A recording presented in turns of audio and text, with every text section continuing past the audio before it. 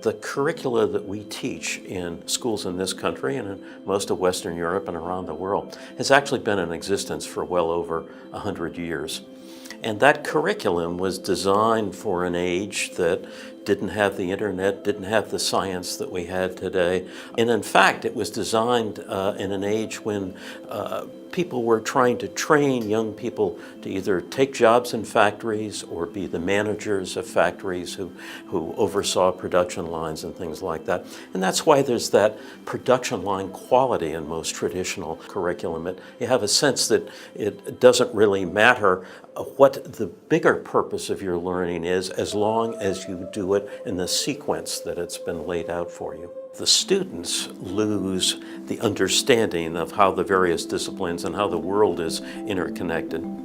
It makes it more difficult for them to solve the kind of complex problems that adults have to solve. But I also think you just lose interest. What's happening in the brain when people are receiving stimuli of various types. All of that research leads very clearly to the importance of project-based learning, interactions, of giving up the old assembly line model of education and replacing it with something that's more effective and much better suited for the century that the kids that are in our school today are going to be living in.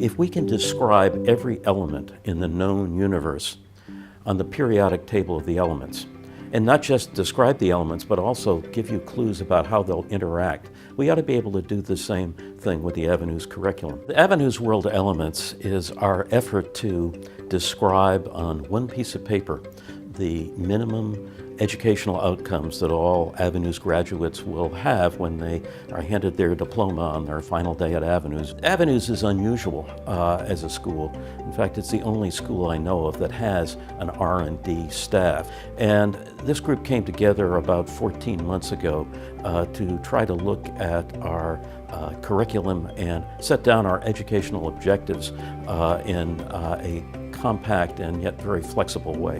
What this tells a parent or a student is, here's what we're going to accomplish.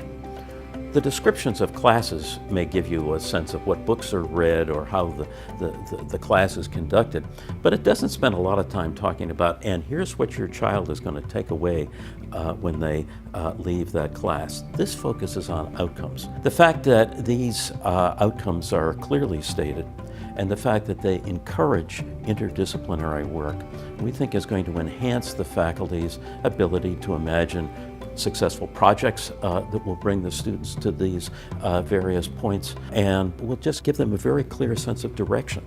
At some point in the future, in a decade or more, people will look back at what we're doing in this regard and say, you know, this is really a remarkable change in education. There'll be books, there'll be videos, there'll be publications that detail the way we've organized it because we've been thoughtful about it, and the students are going to profit from it enormously.